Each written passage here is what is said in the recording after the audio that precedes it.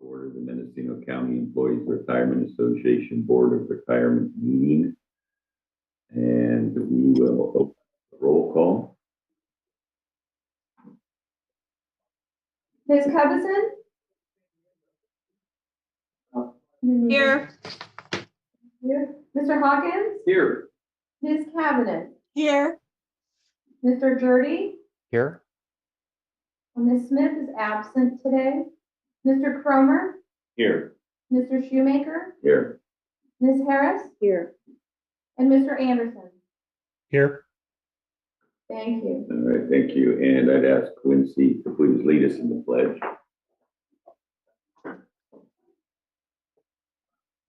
Ready? Begin. I pledge allegiance to the flag of the United States of America and to the republic For which it stands, one nation, under God, indivisible.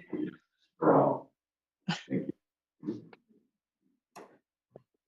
All right, at this point, we're glad to take public comment on non-agenda items. So again, if you want to talk to us about something or tell us about something that is not on the agenda today, you can raise your hand or speak up.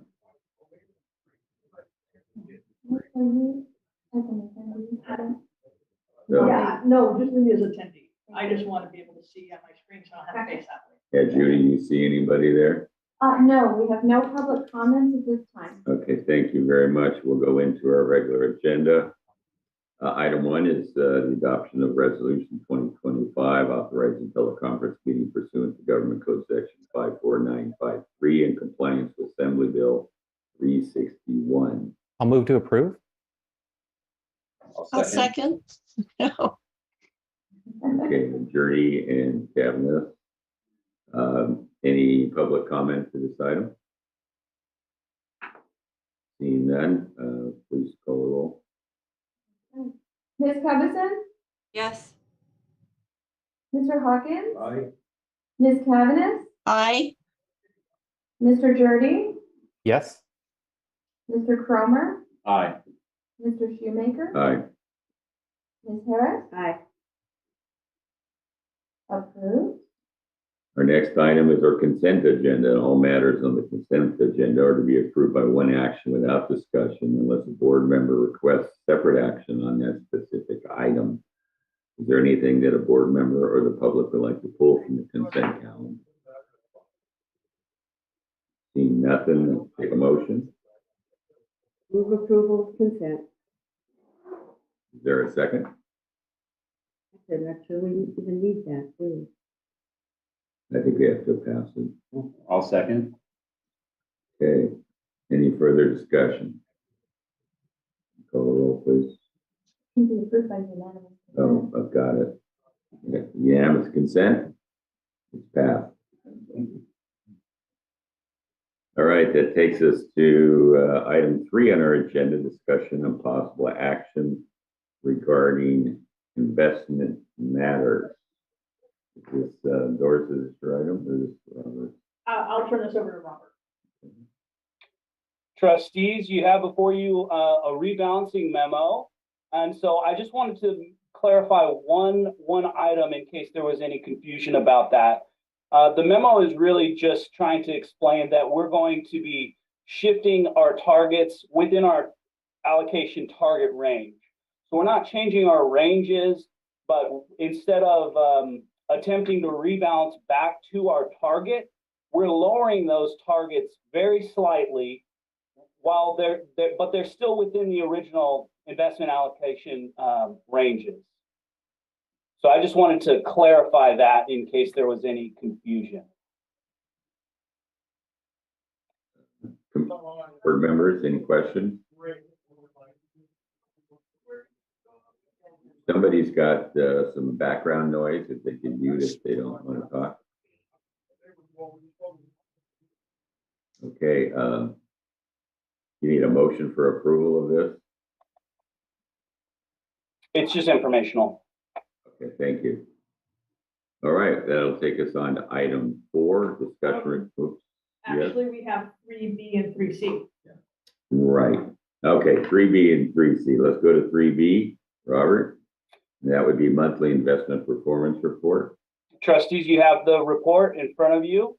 And it's just a monthly report. We'll have Callan here next month to give the first quarter investment update.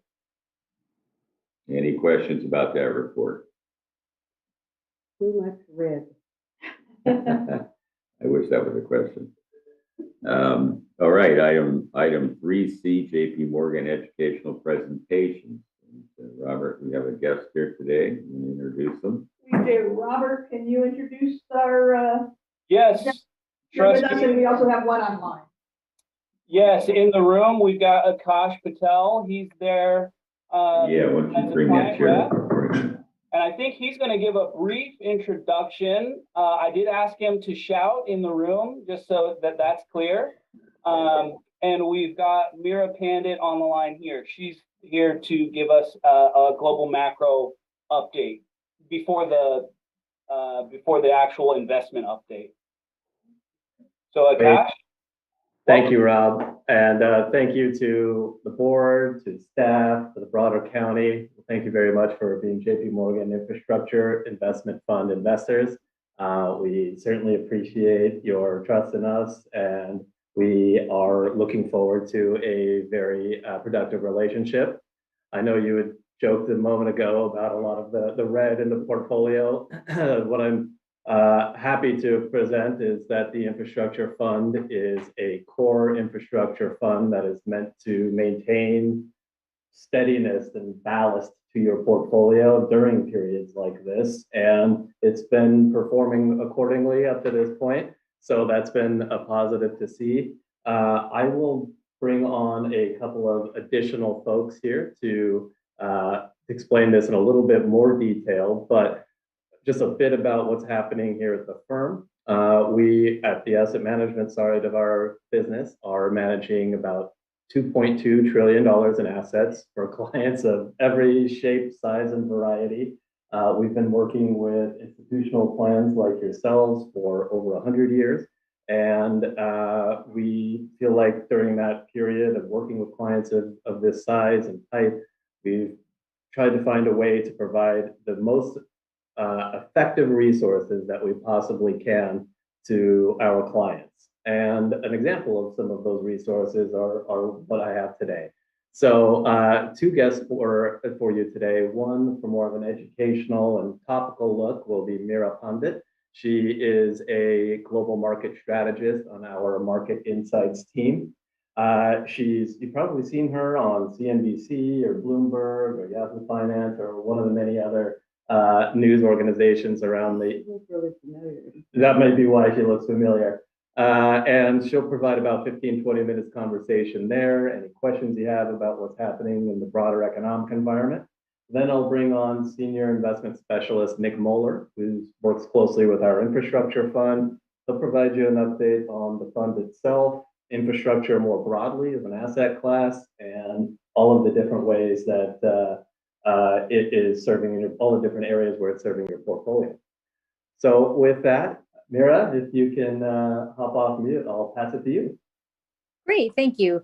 I appreciate the time today, just giving a broad overview of the economy and markets. You know, every quarter, our team puts together a publication called Guide to the Markets.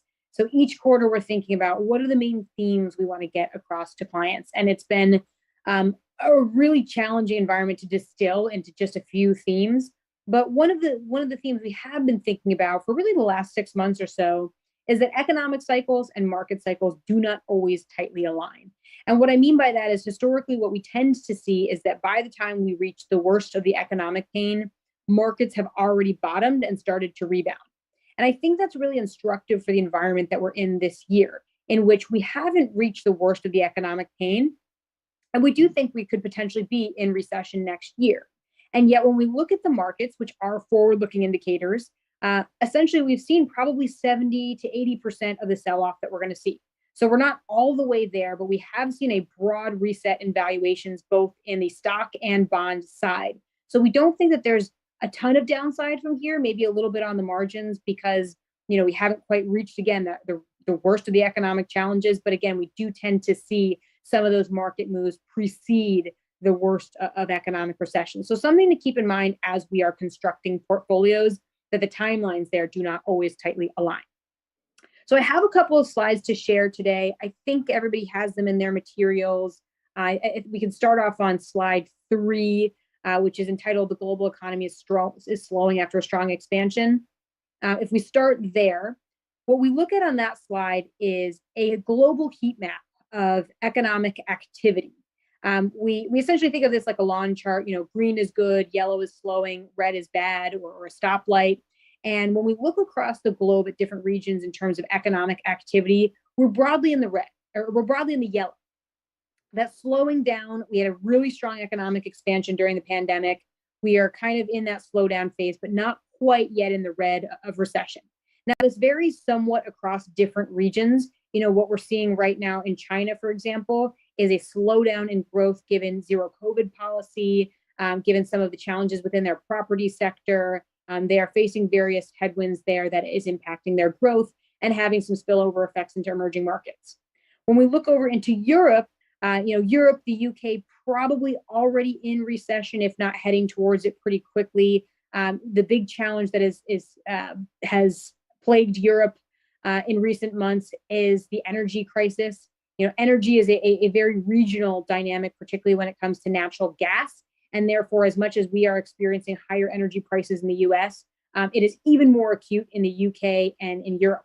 And more recently, they have added to that challenge in the UK with a fiscal plan of tax cuts and energy caps that has actually been rolled back since in just the last couple of weeks, which was not received positively by the bond markets because there is a real question about fiscal sustainability and longer-term federal finances when it comes to the UK market. I think that is a helpful sign for all of us because what it does show is after a lot of spending during the COVID era across the world, now with higher inflation and higher rates, markets are a lot more sensitive to government spending that is not adequately funded in different ways. So slowdown in China, more severe recession in the UK and within Europe. In the US, we do think we're headed towards recession, but we're not quite there yet. And we're likely to have a milder experience than what we are seeing over in some of the different regions of the world. So maybe in short, the UK is the US is sort of the best house on a bad block as the global economy does slow. If we take a look at the next slide, which is slide 4, recession is on the horizon. We want to be realistic about the state of the economy today because we have seen the Federal Reserve hike rates to 3% from 0 just 6 months ago. Go one slide ahead, and thank you for sharing the slides for those who aren't following along in the PDF. If we look at this slide here, what we can see is real GDP growth over time, and you can see that strong dip in economic output during the earlier parts of COVID. And then a really strong recovery thereafter. We did get that sort of elusive V-shaped recovery in our economy. And last year, our economy was essentially growing at around 6%, whereas it usually grows closer to 2%. Now, you can see that recent dip in economic growth. And so a lot of people say, okay, we had 2 negative quarters of GDP. Aren't we already in recession? Well, the reason we don't think we are quite in recession yet is because a lot of the factors that dragged down the economy in the first 2 quarters of the year don't really tell us a lot about the health of the overall economy. So, for example, the dollar's been high, the consumer has been voracious, so we have massively imported in the beginning of the year. That is a drag on GDP. We've continued to rebuild inventories after having supply chain issues, but that growth rate of inventory started to slow, still growing, but at a slower pace. That is a drag on GDP. And then finally, as I mentioned with fiscal stimulus, we saw a lot over the last 2 years that really propped up and revved up economic growth. Now, comparatively versus the last 2 years, we're seeing a whole lot less of that, and that is a drag on growth. So imports, slower inventory growth, this fiscal drag. But when we really want to look for signs of the health of the economy, on the right-hand side, we look to consumption because consumption is essentially 70% of our economy. So if the consumer is resilient, then we're still in okay shape. And we have started to see deteriorations in the consumer, and yet still in again, somewhat okay shape. People are still saving. We're seeing a little bit more credit card usage. but we still have a decent amount of savings on the sideline that consumers can deploy. So we do anticipate that the consumer will slow, but we haven't quite seen it yet in a meaningful way in order for us to believe that we are in recession yet. Now, if we're not looking at 2 quarters of negative GDP growth to determine whether or not we are in recession, what are we looking at? Well, if we take a look at the next slide, recessions are not necessarily determined by 2 negative quarters of GDP growth, but they're actually determined by a significant decline in economic activity. So we look at 5 factors to determine, that slowdown in economic activity. We look at consumer spending, personal income, retail sales to see how much the consumer is spending, industrial production to get a sense of manufacturing activity, and jobs. And we've created another little heat map on the top here of those 5 factors. And we have 2 different indicators for jobs, both based on jobs numbers and people employed. And what we can see again across the board is we're broadly in that yellow, slowing momentum here, but not quite yet kind of in that stalling phase. And in fact, if you look kind of closely at the jobs numbers, those are broadly green. It's hard to say we're in recession if we are producing hundreds of thousands of jobs each and every month. And you can see a different cut of this on the bottom chart there, where we essentially look at the last 2 rolling quarters on all of these different factors. And while we certainly have seen declines within retail sales and wholesale sales, if you look across all of the other categories, we're still positive versus 6 months ago. Slowing, but positive. So we don't think we're quite there yet in terms of recession. But when the economy does turn, it can turn quickly. So we want to continue to monitor these measures and be cautious about it. But I think we've made it out of the summer in a better position than maybe originally we were expecting. Now, if we do potentially see a recession on the horizon, maybe in the next 6 to 9 months or so, we could be entering an economic recession potentially in the second half of 2023. What is that recession going to look like? Because I think we hear the word recession, we think 2008, we think COVID. Those were very severe recessions. Even having a chart like this where we're monitoring the progress of the economy is unusual, because if we think about the last 2 recessions, we didn't have to look at indicators to tell that we were in recession.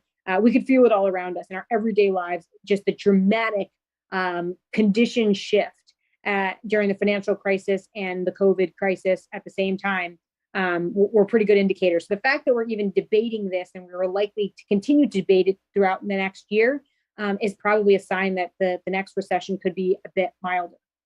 Now, we think the next recession could be a bit milder for 2 reasons. Mira, The first, yes, we have a question here as well. sure. Jim? Mayor, before you move on, I appreciate it. When you look at the employment rates, and I think we all kind of look around and anecdotally we see everybody who's looking for employees and can't find them. Do those employment rates include people who have stopped looking for work? So employment is broadly people who are still looking for work, out of work, but still looking. So there are a number of people who have stopped looking for work, and the dynamics around labor have shifted post-pandemic. I think a lot of the trends were in place, but what we have seen is that, for example, labor force participation, if you're looking at people who are 24 to 54, that labor force participation rate has broadly come back. But if you look at 55 plus, that is a labor force participation rate that has remained subdued post-pandemic.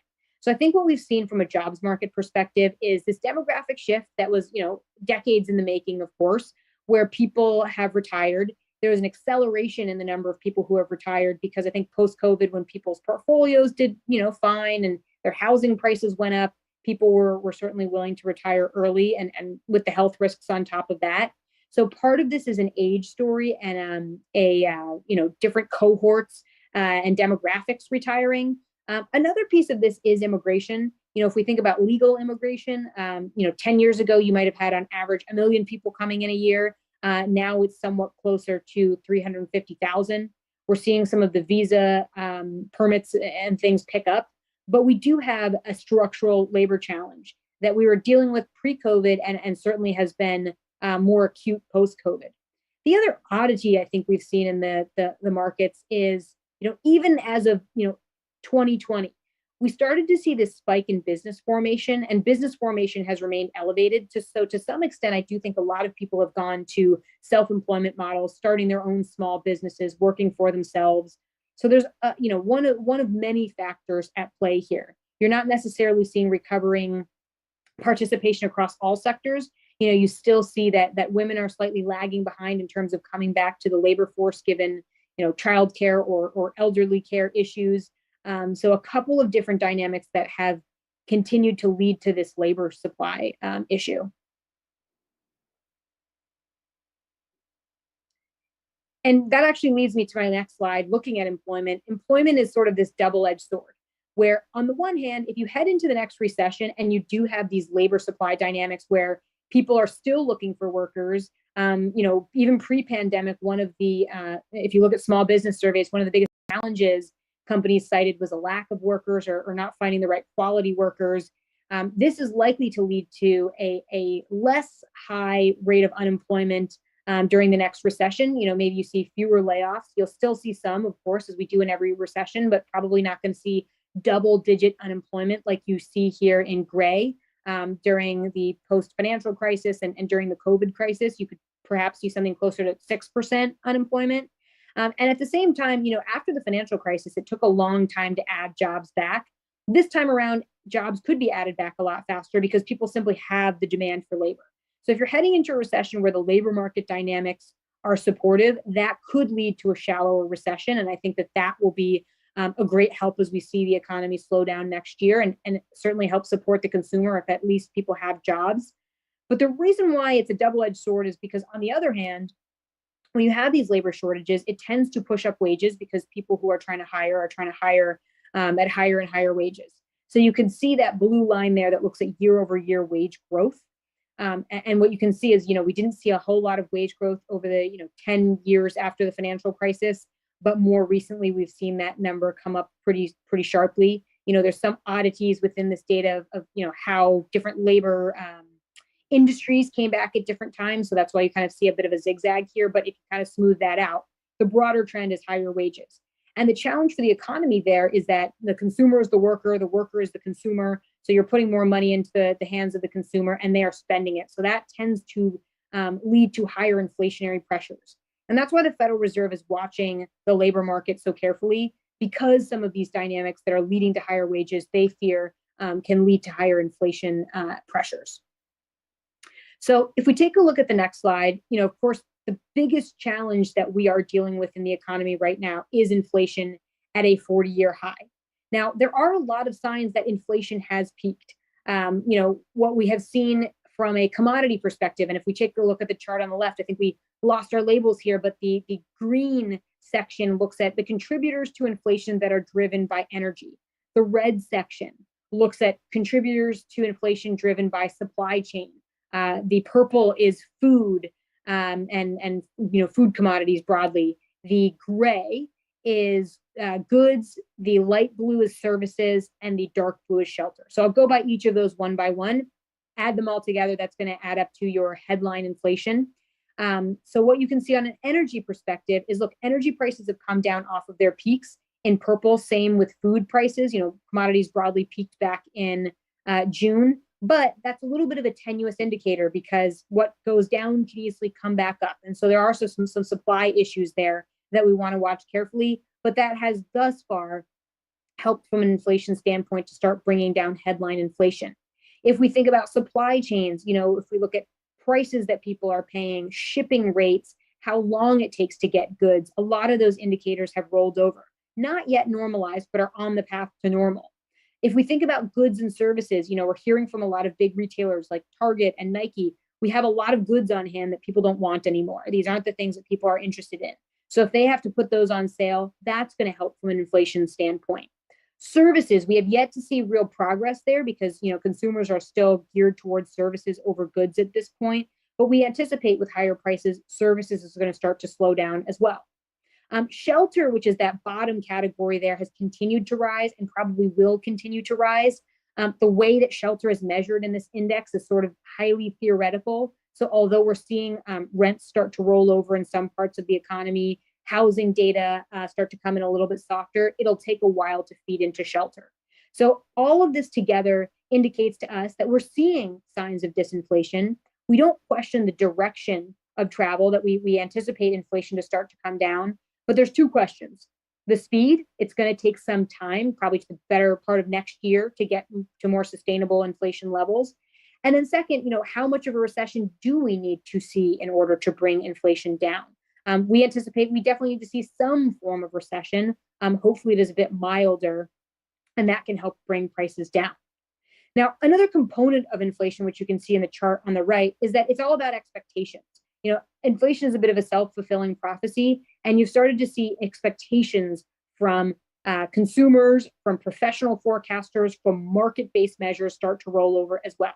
So all of this put together does lead us to believe that, again, inflation has peaked, but it's going to take some time for it to get back to sustainable levels. And we are certainly distinguishing to clients, just a reminder that that doesn't mean prices are going to come down. It just means that they're going to accelerate more slowly. But if we think about on the left-hand chart, those categories kind of in the bottom, goods, services, shelter, those are all, things that are controlled by, the demand in the economy. We can't do a whole lot about food or energy supply, but we can start to, take some of the gas out of the consumer. And the way that that is being carried out on the next slide is by the Federal Reserve hiking rates very aggressively. So what we can see on this slide here is the federal funds rate over time. Right now, we are at about 3 to 3.25. So we have gone from 0 to 3% in essentially just 6 months, a very rapid rise in rates if we compare to prior periods of rate hiking. And in terms of where we go from here, there's still a big question about the ceiling on the federal funds rate. What is that top? And right now, the Fed is projecting, it's not a commitment, just a projection in that blue line there, that in 2023, the federal funds rate peaks out at about 4.6%. Now, what's been interesting about the green line, which is market-based measures of where the federal funds rates peaks out at, is that these have been changing really rapidly. So this is through October 6th. If we take a look today at October 19th, the peak in terms of where the federal funds rate could go based on market expectations is closer to 5%.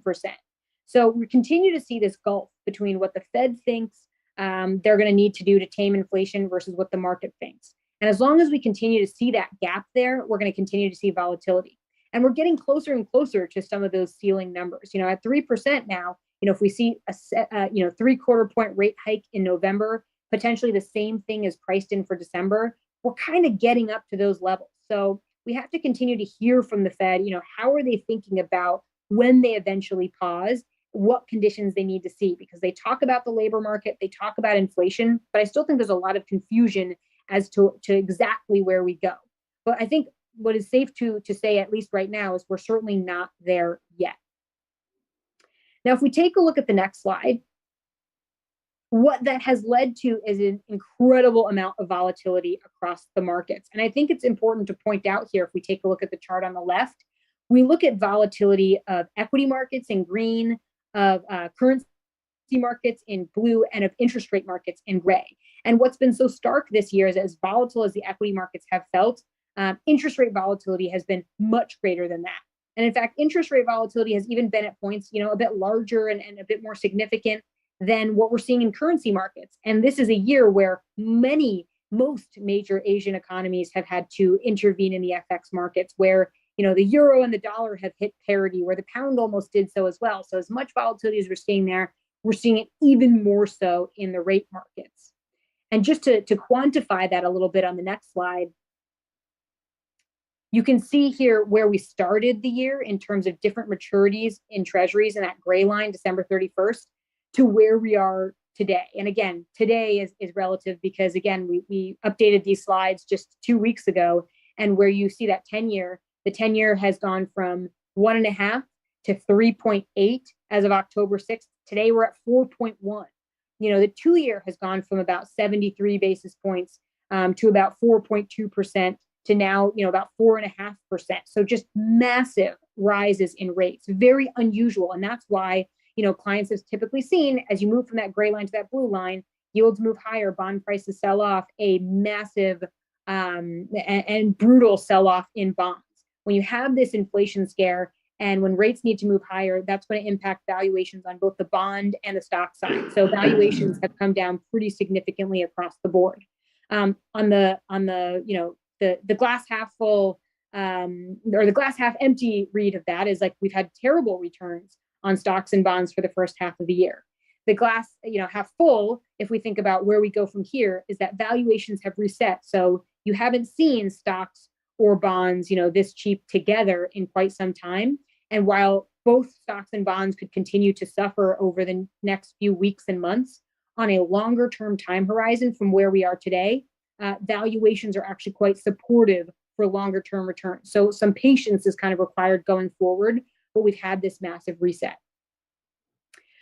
Finally, on the next slide, if we think about areas of the market that this type of environment provides opportunity for, what we can see on this slide here is we essentially look at income and diversification in different areas of the fixed income market. That has been a huge challenge over the last decade or so. What we see when we move further to the right on the slide is that higher correlation to the S&P 500. So different fixed income sectors will experience very similar outcomes to equity market moves, and you're not getting a great diversification benefit the further right you move. If you think about top to bottom, the higher you go, the higher the yield. So what we're seeing in the fixed income market is that while we're starting to see from here on out, you're going to find greater diversification benefits and income at the same time. Over the last 10 years, it's been very difficult to find income and diversification in the same bonds.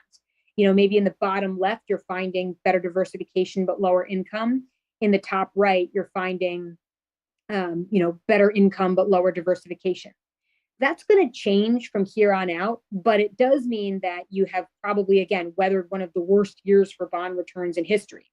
So where we do find a sweet spot right now in alternatives is this real asset space. So when we think about infrastructure, when we think about real estate, we are finding areas that do provide that diversification, that do provide that income, but also in the interim, when we're dealing with higher inflation, are a more productive inflation hedge, and can be one of the few solutions in this environment that really help when we think about that inflationary pressure. So I think I can pause there, open it up for questions, but maybe again, just to summarize, we haven't felt the worst of the economic pain. We do think we might be in recession next year, but from a markets perspective, we've seen a whole lot of the pain already. Maybe not all of it, but a whole lot of it in terms of that reset in valuations. And from a valuation perspective, that does provide a lot of runway on a multi-year time horizon going forward for stock and bond returns. Thank you. Any questions, board members? She sounds just like she does on television. Very accomplished. Well, if there are no further questions. We'll move into the infrastructure update. Okay, very good. And that presentation, if we want to put it up, followed, I think, right on the presentation she had starting on page 12 is the infrastructure. Exactly. So I'll introduce Nick Moeller, investment specialist on infrastructure fund. Go ahead, Nick. Perfect. Thanks very much, everyone, and thank you for the time. So if we could move within the infrastructure deck to what I believe is numbered page 14, just to provide a brief overview and education of when we say infrastructure, what are we even talking about? I think we all know conceptually what we mean from a physical standpoint, but I think it's very important to distinguish what we mean from an investment standpoint. So when we say core plus private infrastructure, what we're talking about predominantly is regulated utilities. So think the natural monopolies with commodity risk passed to customers, essential services, heat, water, and electricity. Contracted assets in the middle of this page. And when we say contracted, we mean 10-year plus contracts, very frequently renewables in the case of our portfolio, and to a much lesser extent for us, what we would call core plus or GDP sensitive assets, whether it's roads, airports, rail leasing, storage, etc. The reason I emphasize this is because this will lay the backdrop to much of what I'll update today, whether it's interest rates, inflation, outlook, performance year to date, because fundamentally, if one thinks about the type of assets I just touched on, during COVID, during a economic boom, during a recession, the reality is heat, water, and electricity are essential. So as a result, their sensitivity to other macro factors tends to be much lower. In addition, because they're less focused on macro factors and their operational assets, most of the return comes in the form of cash yield, less reliant on those growth upsides. And certainly, very importantly, and we'll touch on this further, there is inflation protection. And what I mean by that is both cost pass-through, so the cost of electricity, the cost of gas, the cost of water is typically passed to consumers. Or on the revenue side, there's very frequently escalators, escalators that allow inflation to be passed through on the revenue side. So what you tend to have, as we like to summarize it, is DIY, diversification, inflation protection, yield. A returning asset class with a real rate of return, mostly in income, but importantly, very uncorrelated with other major asset classes, which, as I'll touch on, is what we've seen year to date, and knock on wood, is what we anticipate to see through the balance of the year. If we move to the next slide, this is really a summary of the strategy. We're not very creative in this asset class. IAF, the Infrastructure Investment Fund, as we call it, as I'll refer to it through the remainder of the presentation. This fund has been around since 2006. It's open-ended in nature. What's important about that is over the last 15 years, we've built a $26 billion portfolio of 20 companies and almost 800 assets. The important part there is just shared diversification. We'll certainly get into some of the risks and opportunities of the current environment, but that diversification across geography and sector really does assist us in terms of protecting your investment. With respect to approach, these are all private businesses. We are equity in those private businesses, and most frequently, we are in control positions, if not 100% control. And we're using our control to direct a lower risk, yield-focused, stable outcome per some of the tenets of the asset class that I set out earlier. We'll get into recent performance and outlook performance, but generally speaking, we target about 8% net returns on a currency hedged basis in this fund, 5 to 7% cash yield, which is paid quarterly. And as you can see on the bottom right, we're predominantly focused on the US and Europe, and I'll promise I'll come back to the Europe situation shortly, as well as regulated and contracted assets. Much less emphasis on GDP-sensitive assets, no focus on emerging markets, really trying to align with those core geographies consistent with the outcomes we are seeking for this strategy. And Akash, please don't feel free to interrupt in case there's questions in the room as I proceed. Just if we move to the following page, Actually, I believe we have a question please. in the chat. Oh, yes, I see it. Thank you. Yeah, just to give an example of some of the infrastructure you were illustrating, you had a wind turbine, but here in California, there's tremendous interest with the California Public Utilities Commission in additional geothermal being brought online because it's carbon free, and there's new technologies that require much less water. And so, for example, here in Mendocino County, we're connected with Sonoma Clean Power, so it's Sonoma and Mendocino counties. And we have geothermal in Sonoma, Lake County, and potential in Mendocino County. And so we're looking at, I'm on the Sonoma Clean Power Board, we're looking at partnering with 3 different companies, 3 different technologies, Chevron being a kind of a big traditional company, a Canadian company, and another US-based company, to look at 3 different technologies to deploy these newer kinds of ideas of how to access 24/7, 365 geothermal power, which will eventually get us eliminate the remainder of our portfolio, which is pretty small, which is natural gas. We only have about 7% at this point, natural gas or less. So, but anyway, so I'm just pointing out that there are newer technologies or evolutions in existing technologies that are seeking capital investment. So I have no idea if that's the kind of investments that JP Morgan's making, but I'm just pointing out that there's an opportunity for investment here in California in geothermal, among other alternative technologies. Yeah, absolutely right. And look, let me give you a little bit of a sense that about 26% of this fund is what I'll broadly call renewables.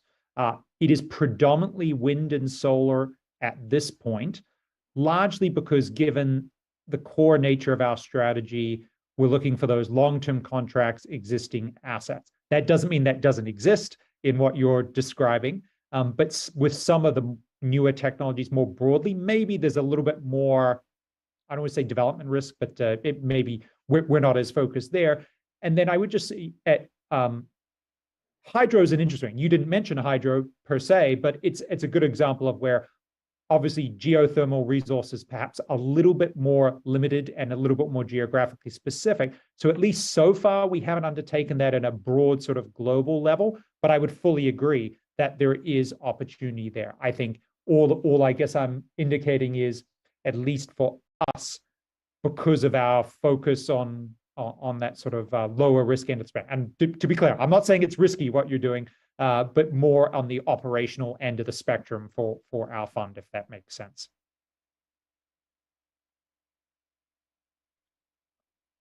So if we look at the next page, just briefly, and I will touch on some of those themes more again on page 16, on later pages. Apologies, sorry, the prior page.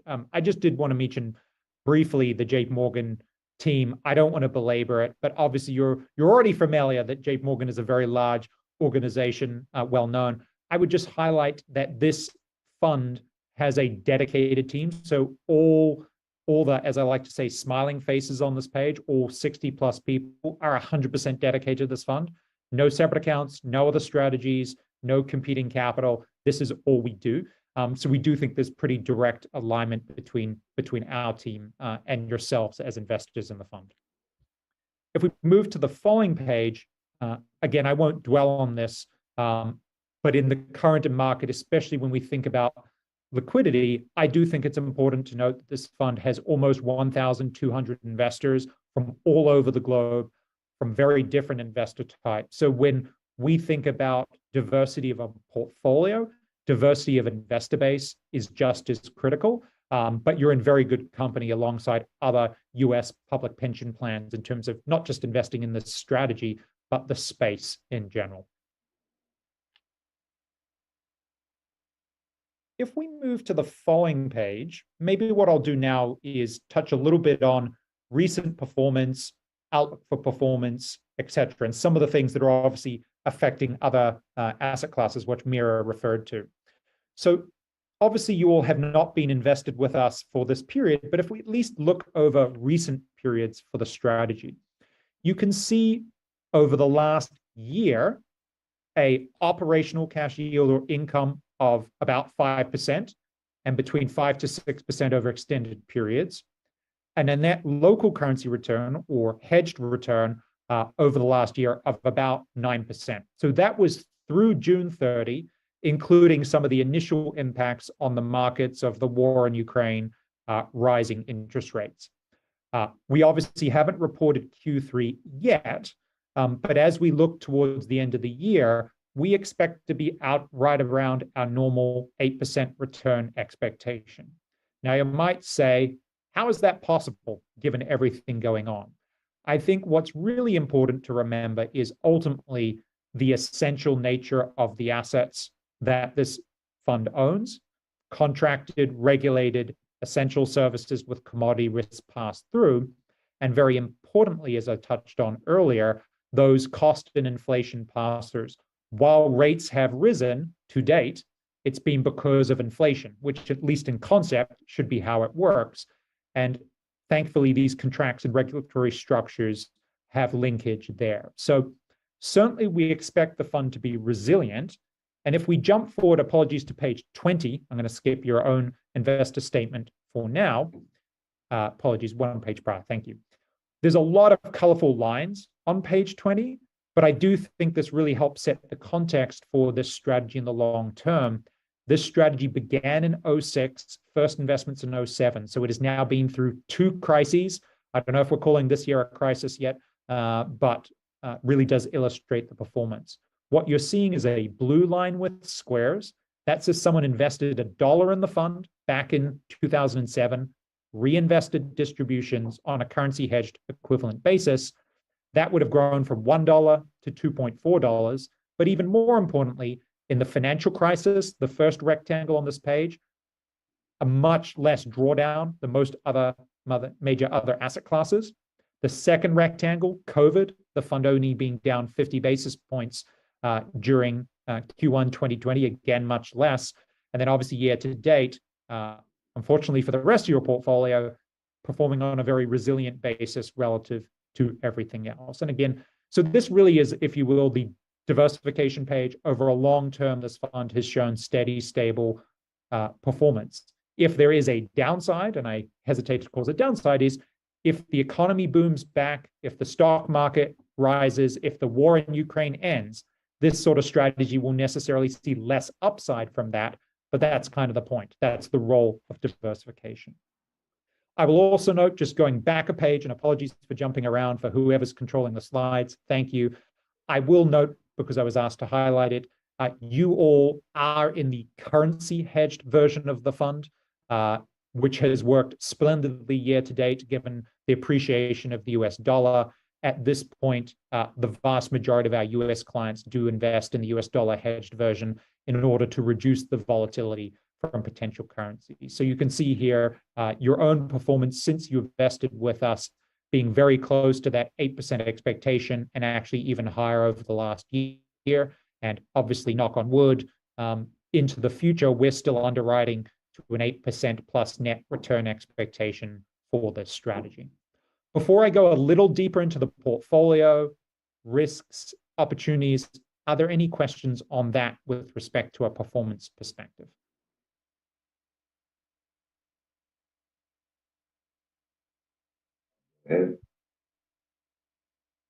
Excellent. So what I'll do is go to page 21 next. And this will allow me to talk about some of the things going on in the current market that I've touched on a little bit. So what you're seeing on page 21, it's a bit busy, but what it does help illustrate is the sheer diversification of the fund. As I alluded to earlier, with 20 companies and almost 800 assets, different regulators, different contracts, that really does help protect the strategy. In the bottom right, you can see, again, the predominant focus on regulated contracted assets. Our true transport portion, the green in the bottom right, has been shrinking over time. We are, and likely will to continue into the future. So positioning the fund very much on a contracted regulated basis. From a geographic standpoint, we're about 50, or let's call it 40% US, 50% Europe. Over the long term, you could think broadly 50% US, 50% Europe. That does bring up the question of, well, I've heard a lot about Europe recently. How's that affecting your assets? Aside from currency, which we already talked about being hedged, our assets are essential services, heat, water, and electricity. As challenging as the environment may be in Europe in general, these are still the necessities of daily life. We've seen those businesses continue to perform. We'll see what happens in the months to come, but presumably a significant investment in infrastructure will be required in Europe to transition off Russian gas, which will likely include additional investment opportunity for the sort of companies we own, which includes renewables, heating, gas distribution, etc. So to date, at least, our businesses have been resilient. And certainly please go ahead. So I know North Sea Midstream and the JP Morgan has picked up 43% stake in that organization or company. Can you explain that? Yeah, so that is a business where management continues to have a stake. So that 43% is actually joint governance with our partner shareholder there. So let me just also state, with respect to how we think about those midstream businesses, since I know it was touched on earlier, we certainly think about ESG and the energy transition with respect to our investing. So both on the opportunity side, we're obviously investing in things like renewables, there's decarbonization opportunities in our existing businesses. And when it comes to things like those gas pipeline midstream businesses, thinking of them as transition fuels, but also underwriting to terminal values that are zero in the future. So at a point in time, those sort of assets being quote unquote worthless as the energy transition continues. But with respect to the 43%, that actually is joint governance for that asset. So with it being a zero value eventually, how does that contribute to a portfolio? Yeah, so the way we think about it is sort of the energy transition being both a risk and an opportunity, just like any other risk, incorporating that into underwriting. So maybe a different example would be a solar farm. A solar farm over its life depreciates to zero value as the panels degrade. So all we're saying is we're thinking about those midstream businesses in a similar way. They have a useful life for a defined period. At some point, as the energy transition continues, maybe they won't be needed, but as long as we're underwriting to that appropriately, that doesn't create a risk to our investors. I think the concern is sometimes, and I know part of the debate, is that people are assuming they'll continue forever. I think we're just saying we're incorporating it into the valuation, therefore we're accounting for that risk as we invest. So one more question is, your emphasis is on kind of the long term with these 10 years contracts and so forth. Are you guys developing policies that reflect the U.S. What is it, neutral carbon 2050 issues around diversification of energy types and new technologies, or are you standing back from that at this point? Yeah, so the way I would describe it is, I wouldn't call it a policy per se, but what we are thinking about, and this is a little bit covered on page 22, although not specific to your question per se. The way I would answer it is, we very much focus on ESG. We do a full sustainability report each year. Each of our portfolio companies are reporting on their net carbon emissions. So the way I'd answer your question is, we are absolutely thinking about the carbon footprint of our businesses and investing alongside our customers and regulators to reduce those carbon footprints. So it's not directly per se, maybe the newer technologies, but the pathway of how do we decarbonize. For many of our businesses, there's significant investment opportunity as a result of doing that, both the more traditional renewables businesses and even some more traditional energy businesses. I see a couple of questions. Yeah, I would just say that, again, pointing to Snowable Clean Power, that that the opportunities to decarbonize are maybe moving faster than some of us even, expected.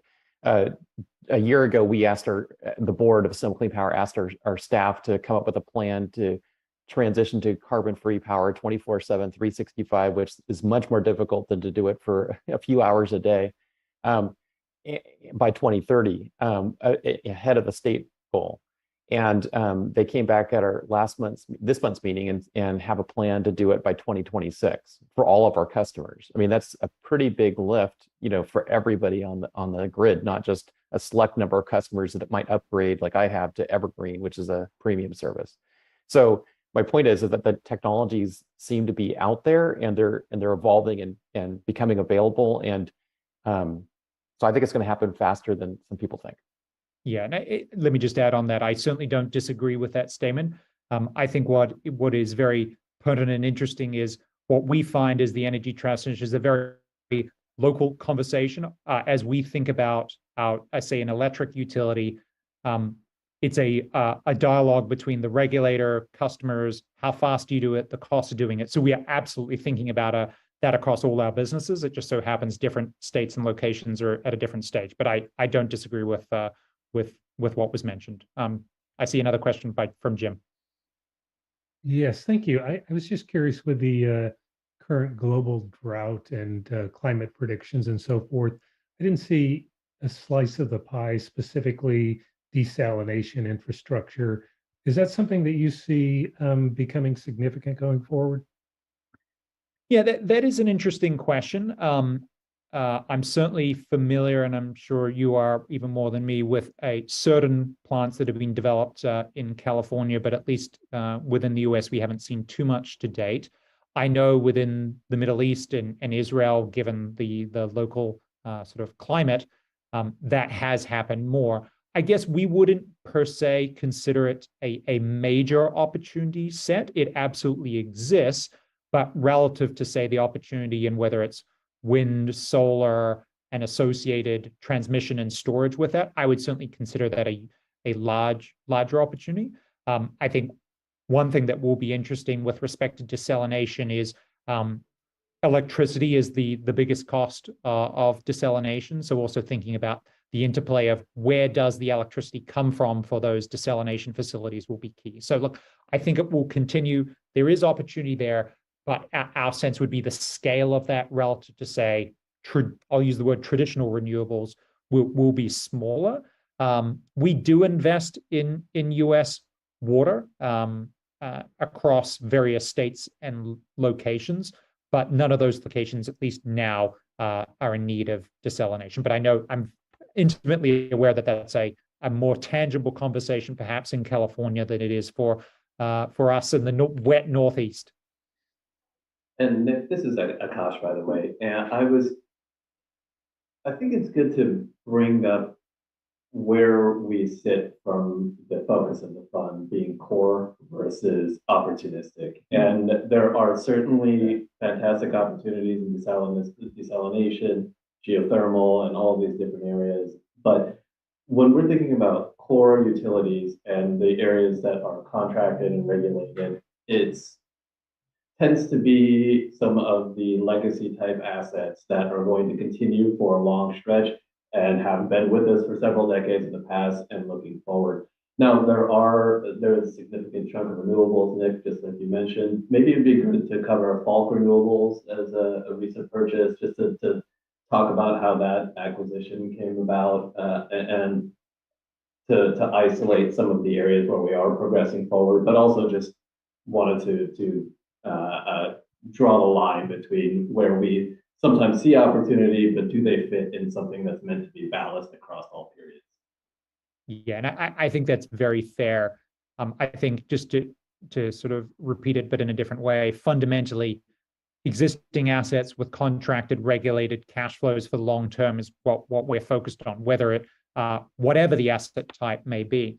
Now, one example of that might be, and Akash mentioned it, it's on page 24, Falk Renewables.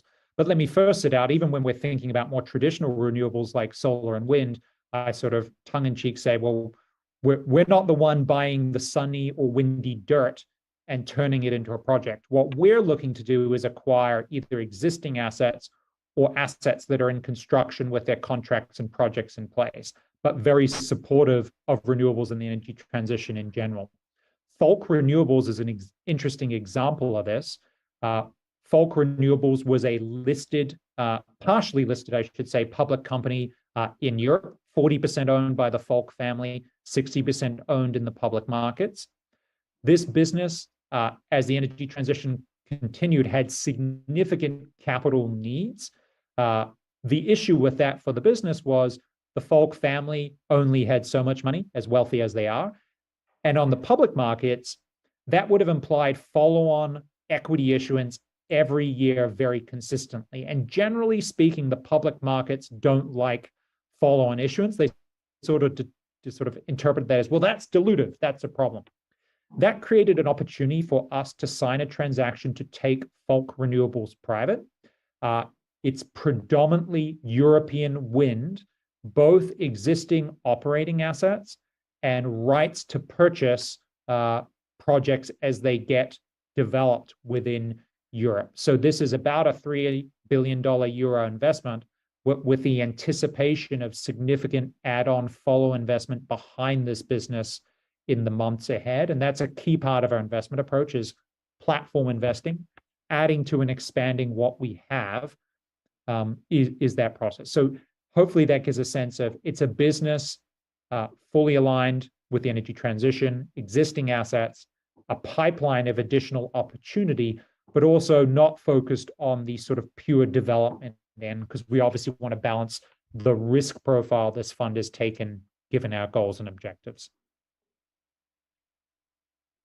Do you have a governance position on all of these companies or any of these companies you're working with, like about the 43% purchase? You're on the board of directors with that organization? That's exactly right. Most of our companies, we're 100%. So all the board seats. There are a handful where we're joint governance. The two where we're less than majority are the two assets we're looking to sell because we didn't want any more. So absolutely, our base case is control. So whether we're thinking about new investment, the energy transition, ESG policy, fundamentally, we have the control at the board level to implement that. So I know sometimes people talk about engagement in general. I guess we don't need engagement. We control the company. So we are directly involved in setting all policies, both from a risk and opportunity standpoint. And that is fundamental to our investment approach. I think sometimes the impression in infrastructure is, well, once the blades are spinning and the sun is shining, do you really need to do anything else? I think in practice, you have storms, you have grid events, you have law changes, you have wars in Ukraine. While these are core assets, active management through our control positions to protect your investment really is critical to our approach. Good to understand. If you have all the board seats, are your board members showing diversity? You have a lot of women on your board, minorities, majority minorities. Yes, absolutely. So I should first explain, while we control all, let's say it's 8 board seats, typically we only put 2 out of those 8 as JP Morgan personnel. What we're doing with what we're doing with the other 6 is, I'll use the word independent, and what I mean is non-JP Morgan personnel who have not just diversity of thought and experience in the manner you're talking about very directly, as well as operational experience with respect to these sectors and geographies. So DEI, especially at the board level, is something we think about very carefully. We think about with respect to the team and the companies.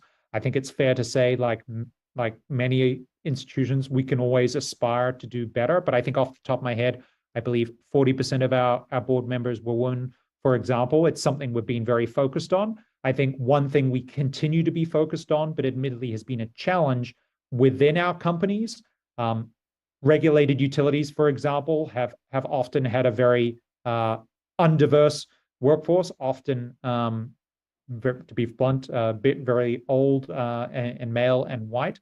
But that's something we're very much looking to change and we're really having our companies work directly, often with local universities, to source talent and make those attractive places to work. So there's always more to do, but hopefully, as you can tell, it's something we very actively think about in terms of running our businesses and at the board level as well. Thank you. And just zooming out a little bit from the fund itself and thinking more broadly about JP Morgan, we have committed to sustainability and racial equity in a very meaningful way. So we committed a $200 billion with a B, so 20% of $1 trillion for a 10-year sustainability pledge focused on energy transition, climate issues, and trying to figure out what those next projects are going to be. And again, that's broadly across the bank, so that doesn't necessarily specifically apply to infrastructure. Second piece is a $30 billion pledge to racial equity. That's a 10-year pledge, $3 billion a year. These are projects in underserved communities across the country. We're committed to diversity in the firm, something that I joined in January, something that they were very, very clear about as a priority for this firm to try to move into the future decades as a more diverse firm. So, there's a million different ways that we're working to aid that transition, but it's a slow process, as you can imagine. But certainly something that from the top, Jamie Dimon on down, is very clearly communicated with the firm. You do any work with CalSTRS? We do. We have a lot of Sorry, Nick, go ahead. No. I was just really going to ask. We've touched in essence on a number of the key materials. I do have one fees update that I can share, but I wanted to check if there was any other major questions from the group, since we've really covered a lot of the meat of the presentation today. Very informative. So maybe the one thing I'll leave you with, you all may recall potentially that we do have a fee structure in place at the fund that decreased automatically when we hit 20 billion in fund NAV by 5%.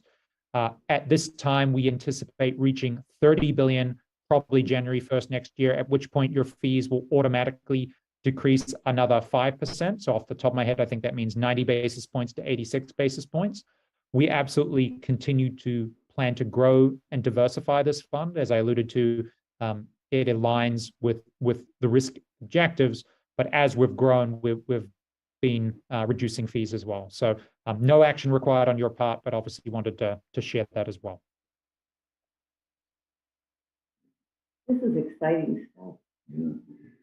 So I do have one question back to the concept that you guys are core, as you call it, and we talked, some of us in here talked about what you described as opportunistic issues around carbon neutral or energy policy and so forth. Is there a segment of your operation that is really focused on that and starting to put dollars at that? Well, Nick, I'll pass it to you to see if you have any thoughts within your segment. We don't have a specific fund or strategy that's built out right now. So I think within the context of infrastructure, they're identifying and underwriting all of these opportunities. So that is something where we, as we start to see investor interest, as we start to see companies that fit the mold, could certainly be an option down the road. Right now, we don't have an investable strategy there. What we do have, and this is from an opportunistic perspective, we do have a transportation fund. So if you noticed on the infrastructure assets, there's a reduction of some of those transport assets. What we have is a transport fund, a global transportation fund that is focused on those maritime airports, all those different areas that are essentially what you would consider infrastructure in the transportation area. So that's a more focused, a little bit higher yielding. Obviously, there's slightly less core in nature, so it's going to have a little bit more of a volatility. But it tends to be a very strong fund. For example, natural gas, liquefied natural gas, LNG sales to Europe have been increasing quite a bit recently. So that's been a big tailwind for that strategy. So we do offer some variations, but not specific to the renewables yet. But I wouldn't be surprised if Nick and you were thinking about it. Yes. Last comment to that. I mean, I'm hearing it going away from calling it renewables to calling it carbon neutral energies and nuclear and the new phase of that. Anyway, thank you for your presentation. Great. Yeah, I was just going to add, I think the answer is we don't have a dedicated segment, but I do think there are opportunities integrated in our business. I know obviously the solar and wind is a bit more perhaps obvious to folks, but what we are seeing within our companies, for example, our electric utility looking at further transmission to help facilitate renewables, batteries combined with renewables that's not necessarily new, but is another aspect to this. Many of our currently natural gas utilities are either looking at renewable natural gas. For example, our natural gas utility in Maine is building a renewable natural gas facility that will supply half that utility's gas.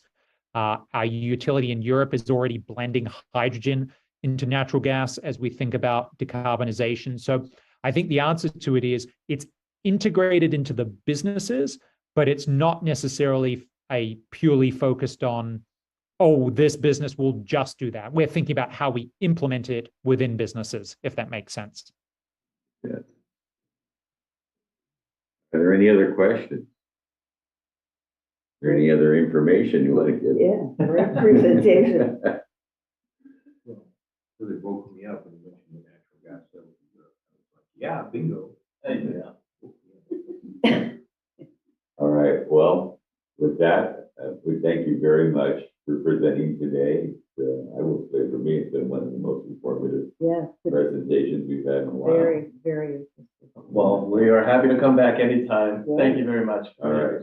Very Thank good. you very much, everyone. Appreciate the time. Thanks, all of you.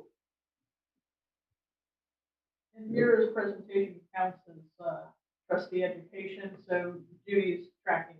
Yay, we win all the way around. Thank you so much. All right. Thank you, and hopefully we'll see you in Sacras. I will be there. Thank you for coming out. Okay. Take care. So we're at 9:40 and we're coming to item 4 on our agenda, which is a discussion regarding the historical benefit review project status report and project updates. Thank you, Chair Shoemaker. I just wanted to give a brief update. I had been in contact with retiree Kendall Smith, who had asked that MSARA provide an update. And we actually created a newsletter article that will be going out in the MSARA newsletter. It's also being provided to AMCRE for distribution in their newsletter. I'll send it to all the trustees after the meeting. I just wanted to give you a heads up that that would be being published in the next couple of weeks here, probably, in case you received any questions. I didn't want anybody to get caught off guard. It's just a brief background on the status of the project and how we got to the point where we are now, and what we expect as an update, which is that we submitted a new application to the Internal Revenue Service under the Voluntary Correction Program. We expect that what we won't receive a response from the IRS for probably at least 12 months, maybe even 18. So during that time frame, MSARA will continue to process corrections where the correction methodology didn't change between the two applications. But for those instances where there was a change in the methodology, we are not taking any action on those. And of course, as usual, everyone will receive their individualized correction notice prior to any action being taken on their account, explaining what the error was and what the proposed correction is. Now, for most of you, you will remember that the big changes in the new VCP application are that we went to the county and asked them to retroactively adopt certain sections of the retirement law, and we're asking the IRS to allow us to conform our plan document to our past practice, so those types of purchases that were invalid are actually no longer invalid because our plan document then says that those things were permitted.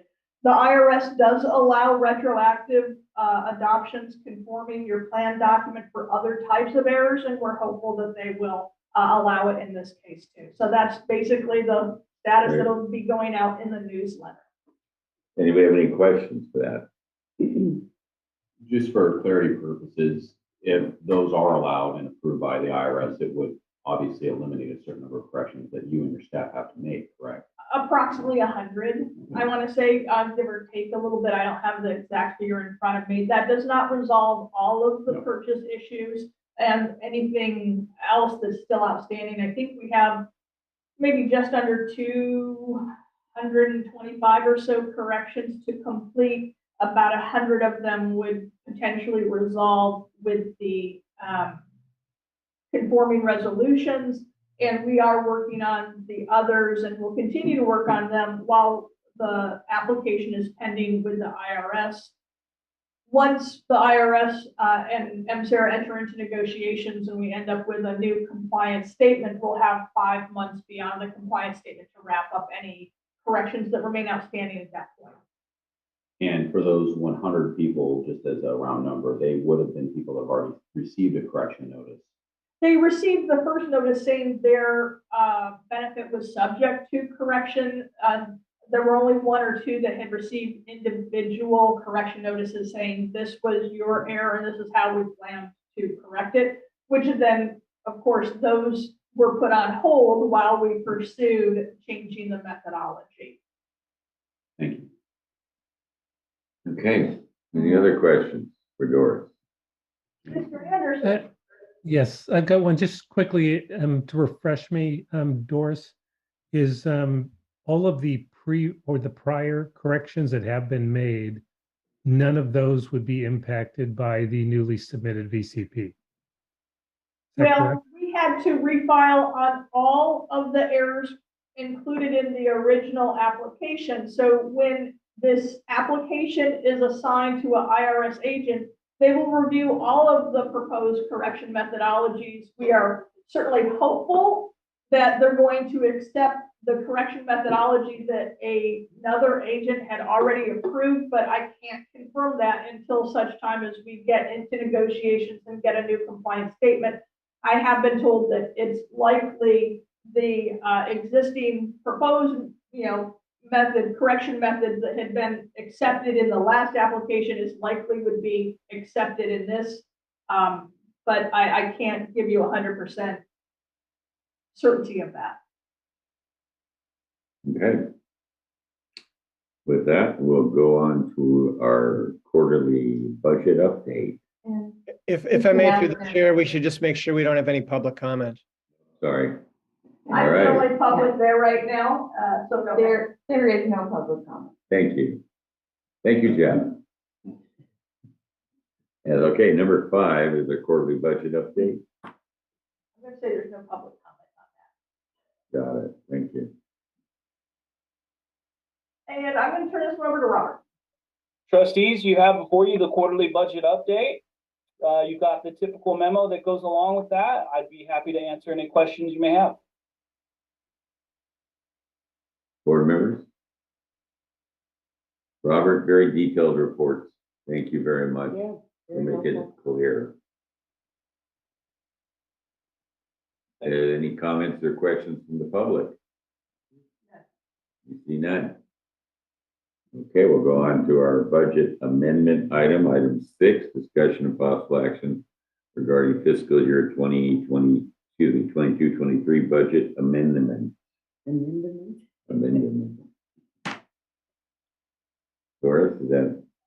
I can take this one. This was just a request to add an appropriation for architectural services as we pursue an RFQ for architects regarding the upgrades to the Suite A. Okay. And so is there a motion to approve? So moved. A second? Shamish, did you want to second this thing? Sure, I'll second it. Thank you. Thank you. All right, roll call, please. All right. Ms. Covison? Yes. Mr. Hawkins? Aye. Ms. Cavanis? Ms. Cavanis? Sorry, I was muted. Aye. Thank you. Mr. Jurdy? Aye. Mr. Cromer? Aye. Mr. Shoemaker? Aye. Ms. Harris? Aye. Approved. And Shamish, thank you. And I had extended a welcome before. Welcome to the MSERA board. Thank you. Appreciate it. All right, well, that will take us to item 7, a discussion of possible action regarding the compensation, earnable and pensionable compensation resolutions. There are 2 resolutions, resolution 22-26 and resolution 22-27. Thank you, Chair Shoemaker. Jeff, just out of quick curiosity, can we have one roll call vote to adopt both resolutions, or do we need 2 separate? One? Okay. The county and the court both added some recent pay codes. These came mostly from recent MOU and labor negotiations. If you have any questions regarding them, I'm happy to answer. The chart in the cover memo explains whether or not each particular code is pensionable or not for both our legacy and our PEPRA groups. Any questions? Seeing none, any questions or comments from the public? There's no public comment. Going through the motions. Can we get a motion for approval of resolutions 26 and 27? Oh, move to approve. Who's that? Dan, Okay, Dan, 30, is there a second? I'll second the motion. Any further discussion? Judy, if you can take the roll. Ms. Cubison? Sorry, yes. Mr. Hawkins? Aye. Ms. Cavanis? Aye. Mr. Dirty? Aye. Mr. Cromer? Aye. Mr. Shoemaker? Aye. Ms. Harris? Aye. Approved. Okay. Great, so we're on to item 10, excuse me, no, we're not. We're on item 8, board work plan or strategic calendar quarterly review. Thank you, Chair Shoemaker. The work plan is provided in your packets to show the current status of projects that are underway. Most items are in the green. Of course, the gray dot means that those projects have not yet started. Those projects have been identified as part of the recently adopted 5-year strategic plan. Following the board plan is a rolling annual board calendar. I would like to point out that some educational events have been added to the particular meetings. Like today, we had the inflation presentation from JP Morgan. There's a couple of others that Robert worked with our consultants that have been added on through the following period. If you have any questions regarding anything in the work plan or on the calendar, please let me know. Questions? Okay, board members, that please require no action, just an accept the report. Thank you very much for that. Item 9 is discussion and possible action regarding policies. We have 2 policies. 9A would be public records policy, and 9B would be conflict of interest and conflict of interest code.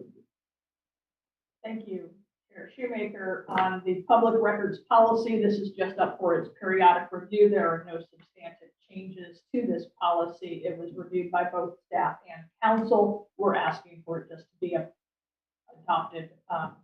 The real only change was adding that it was reviewed by the board. A motion? Motion to accept, please. I'll move. I'll second. You got that?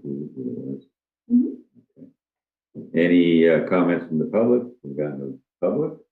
No public. Any comments from board members? All right. Roll call, please. Are these items we can do as a roll call? Policy, you should do that. Okay. Right ahead. Ms. Cubison?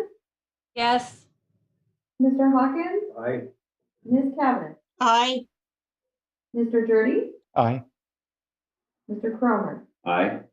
Mr. Shoemaker? All right. Ms. Harris? Aye. Approved. Okay, so 9B is the conflict of interest policy and code. Correct.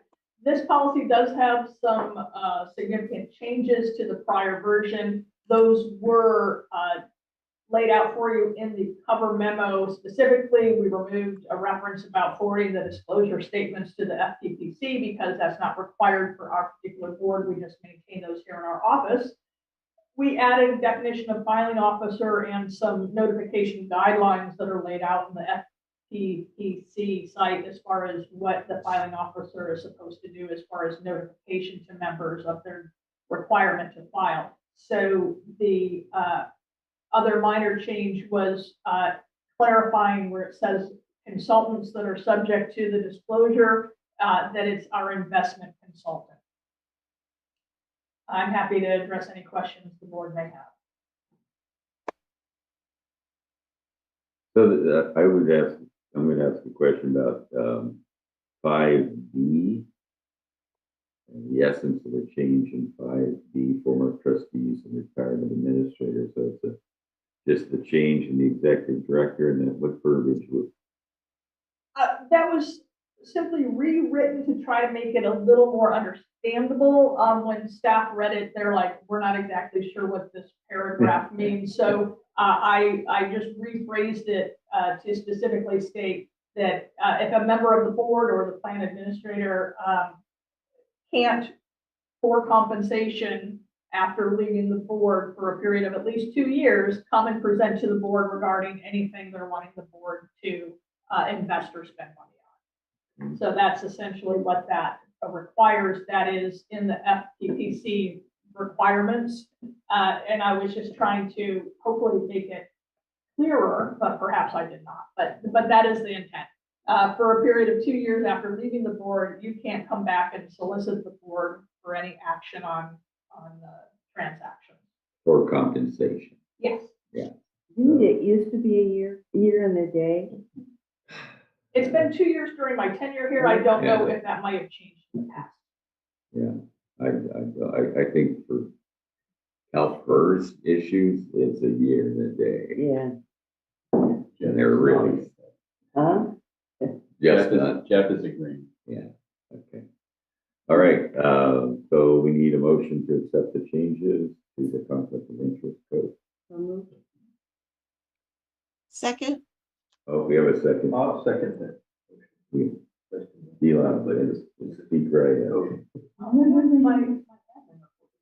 All right, so we got Vince's. Any other comments from the public and comments from the board? What? No, talk about the admin. Okay. Would you go ahead? Okay. Ms. Covison? Yes. Thank you. Mr. Hawkins? Aye. Ms. Cavanis? aye. Mr. Derby? Aye. Mr. Cromer? Aye. Mr. Shoemaker? Aye. Ms. Harris? Aye. Approved. Okay. Okay, item 10, discussion regarding the administrative report. We received only one candidate for the open safety seat, so I would like to congratulate Mr. Cromer for another term. We will be reaching out to the Board of Supervisors to have them finalize that. So congratulations to him. I gave an update on a couple of pension goal items and gave a summary of some legislative updates that were included from SACRS. Also, there is the SACRS business meeting agenda, and there would be a need to potentially have a voting delegate necessary. Judy, can you? Well, normally in a business meeting, if there's an action item, we would give direction to our voting delegate. It appears so far this year's voting delegate may be Mr. Hawkins. Now, there's no real actionable items noted in the business meeting packet other than I think the prior business meeting minutes and a couple of administerial items. So I'm not sure if we need to provide direction at this point. Okay. Any questions on the administrative report? Seeing none, we can, whoop. Dan? Well, mainly I just wanted to thank Doris and anyone else at the Retirement Association for their work on this month's member newsletter. I think it was really informative. I like the fact that it's part one of a two-part presentation on how to plan for retirement, giving education and tools to the members. This has been a topic of the board for some time, and we incorporated this as a goal in our worksheet in our retreat, and also for the work that Doris is doing with Sherry Johnson, Deputy CEO, and HR department to try to create a better web presence on the county website so that employees, yes, they should find the MSARA website, but they should also be able to find on the county website information about the 2457 plans that the county offers for employees. Currently, that's not on the county website, and educational information so that they can inform themselves of ways they can plan for retirement, so that they're hopefully planning Social Security, they're planning pension plan, they're planning other investments like 457s to have a balanced retirement. So I just want to offer appreciation to Doris for the work that she's doing because I see kind of a gap in the county organization, and I see MSARA helping to fill that gap. Yeah, we're working to get something up with Doris can probe it about her and her staff's work on this issue. Yes, I wanted to point out that we recently launched an additional resources and information page on our website that provides many of the resources that were in the last newsletter and also some additional information. So when employees do come to our site, they can use those list of additional resources to access the benefit calculator links and the deferred comp sites. And there's also some resources for our retired members. So I just wanted to point out that additional resource and information page was recently added.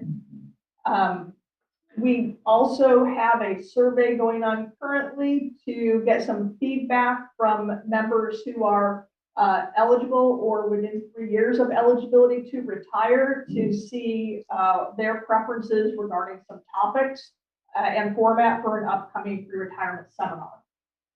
So this was the new page. I think it's being shared now. So it covers deferred comp resources and things for active employees, the calculators for retirement planning, some additional information, and then also resources for our retirees at the bottom. So we've got links to each fund, the agent contact information, AFLAC information for those who want to continue that coverage, benefits calculators, nationwide is, the part-time extra help OBRA account, Social Security.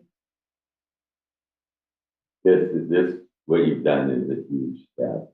I think back to when I first got involved with Sarah, it was all so vague and so non-transparent. I would like to point out one of the resources for our retirees is that we listed the California Health Advocates, the HICAP program. They are associated with the Mendocino Lake Agency on Aging, and they offer personalized, individualized assistance with evaluating like Medicare plans, Medicare supplement plans. They're likely going to be one of the speakers at our upcoming pre-retirement seminar. But of course, open enrollment for Medicare plans is like next month, right now. So I just wanted to point out that we do have a link to their information on our website because that can be extremely useful for our retirees. And most of this has been here for a number of years now. This page is way underutilized, but now we've enhanced it, added much more information, and tried to organize it in a more user-friendly way. And we moved it so I think it's a little easier to find. Right, that's the whole issue about us being buried in the Well, it's still down here. Yeah, no, before it was under you had to go into like member forms and publications, and all right, there used to be one. That would be under retirement system overview and benefits. I think it's anyway, we just might take it. See, tax compliance is hidden, but it is. So is this actually when there's a what do you call it, an intake for a new employee? Is HR going to be saying, hey, here's also a place where you can look at your future and other planning?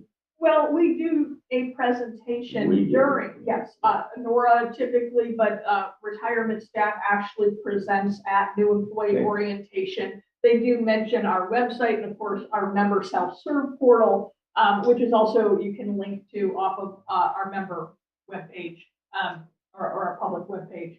So we are trying to get that information out there. In the printed HR employee handbook, it includes a section on MSARA too.